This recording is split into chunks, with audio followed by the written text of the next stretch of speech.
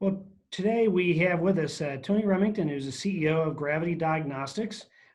Gravity has been probably in every person's conversation as we're dealing with the COVID-19 and the pandemic in our country. And so, Gravity, we've got the man here who's going to share with us a little bit about this great story of health and innovation and how this past few weeks have gone. So, thanks, Tony, for coming and sharing some of this your great story with the community. So I'll let you just share with us what presently is the main effort of what Gravity is doing for the community. Sure. Thank you for having me. And I just always like to remind everyone that, we're a piece to the puzzle here. We're part of the solution. There's a lot of people behind the scenes, other companies that have helped us out, other entities, government officials, et cetera. So I'm humbled to be in this role we're in. Feels great to be a part of the solution and be able to do something about the problem. So that is, I feel like the parents homeschooling their kids have a different set of challenges than we have. So everyone's playing a role right now in this whole thing. We're most focused right now on partnering with the state of Kentucky to work with over 30 hospitals and provide rapid turnaround time for them for those samples where they need results quickly. And that's mostly your first responders that are symptomatic and your, patients that are most sick in the inpatient, outpatient setting. Our goal is to get to 2,000 samples a day with that partnership. And then we also start a partnership with Kroger, also sponsored by the state or the partnerships with the state, where we'll do hopefully an additional 1,000 samples a day through the drive-throughs in Kentucky. And so the process as this local lab, essentially, right? So you're taking these samples that have been taken from those who are ill, Yep. And you've got to then handle the chemical testing, essentially, Yep. right? With your technology, is it digital? Is it computers? Is it chemicals? And you test it, and then you basically are the word that says, does someone have COVID-19 or do they not? Right? Yeah, I'll tell you exactly how it works. It's quick, it's easy. So we work with UPS and FedEx, but I have to say UPS has been great at getting us samples by 6:30 a.m. every morning. So the drive-through that's happening today, I think, is over in Independence, which is pretty close by. I'm going to drive by there after this. Those samples will probably get shipped to Louisville and then sent to me via courier tomorrow morning at 6:30 a.m. And then my team will, we sort those, we do the data entry, and then there's a bunch of instruments that extract the DNA out of the sample. I'm not a scientist, so I try to keep it simple. And then the sample goes on an instrument, and that instrument runs the sample and gives us a negative or positive.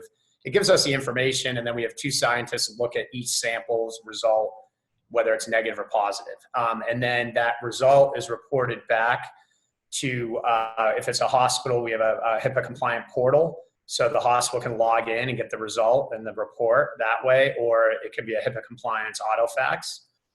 And so that's really the process. So it's pretty straightforward.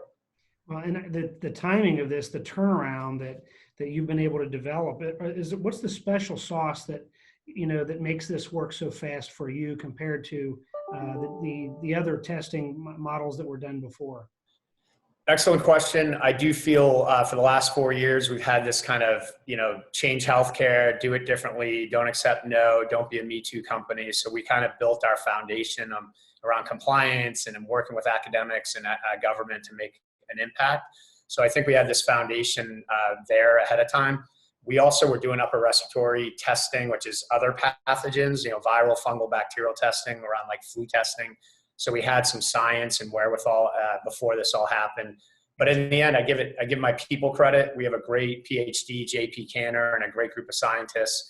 And they were the ones to create the method and the validation to be able to test for this. And then one other thing I'll share is that we have Scott Liccardi came from AssureRx, which is part of Myriad now, but he had a lot of experience with automation and some things they were doing on the genetic side. So we were able to implement some of that with our methods. And so how many people do you have presently? And is this a 24-hour operation, or what does that look like? We've hired, I think we're up to about 17 new employees in the last month. So I think in this building now we have about 50 people. We probably were around 30, 33 before this happened. We went to 2 shifts, Monday through Friday. So we have the team come in at 6:30 and then another group comes in at 11. So we get kind of like a 6:30 to 8 p.m. coverage that allows us to do more runs throughout the day than if we just did the 8 to 5. And then on Saturday, we're staffing really the same, about 6:30 to 7 at night. Less people on Saturday, but we're open for business or, for processing samples the same amount of time. And so that's been, an interesting challenge. I do want to note a lot of those employees are on the data entry side. So the people handling the DNA and extracting it and all that, we're very meticulous about who's qualified to do that and all that. Well, and I guess the question some of us would have is that this because of the pandemic, the number of tests that have just been, obviously we all want to see more testing in different areas and things of that nature, but the idea that there's so much more testing going on today, right, than even 6 months ago, is that the case? Is this just something that you've had to ramp up and be able to be agile enough to ramp it up so fast? Why is it something special like a smaller entrepreneurial company like yours can do where it didn't already exist? The first thing is that, Quest and LabCorp, your multi-billion-dollar national labs. I mean, we're a national lab, but we're small, we're private. They're doing an amazing job of doing, 40,000 samples a day. The challenge they have is they're committed to several different initiatives that are really worthwhile, right? But they're running into, they tell the federal government, the state government, New York City, California, whatever, and then they get 60,000 samples instead of 40,000, right? So that, in their defense, it's hard to have that rapid turnaround time when you're dealing with so many different entities. So we've been really focused on who we're going to work with.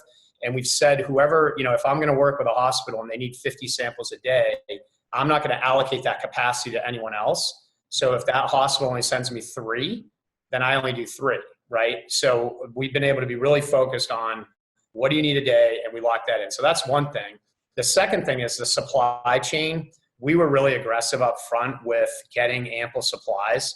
So even your good private small lab like Gravity that wants to do more, they're running into major problems of getting the swabs, getting the reagents, getting the instrumentation. So really, if I give us any credit, we're aggressive and we got ahead of it and we ordered the gowns and ordered the gloves and got the swabs. We've actually bought 4 more instruments. So we've spent about $750,000 in instrumentation. So we just kind of ran for it and said, instead of saying, oh, we have a capacity issue, we blew out a wall. We don't have the instruments, we bought more. We need more expertise, we hired more people. A lot of labs like us would stay in their lane, right? They would say like, what's best for us, not what's best for the community. And we just felt like someone had to do this. And, we feel fortunate today that it's kind of worked out where I think it's been good for our company and the community and the people of Kentucky and Ohio. But at the time, it was really about, we got to do something. We can't just sit here and watch this happen. So, some of this I think is luck, but those are really the main reasons.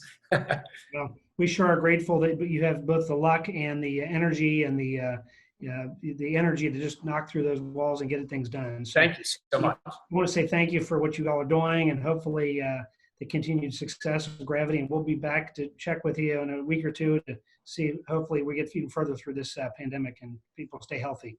Thank you very much.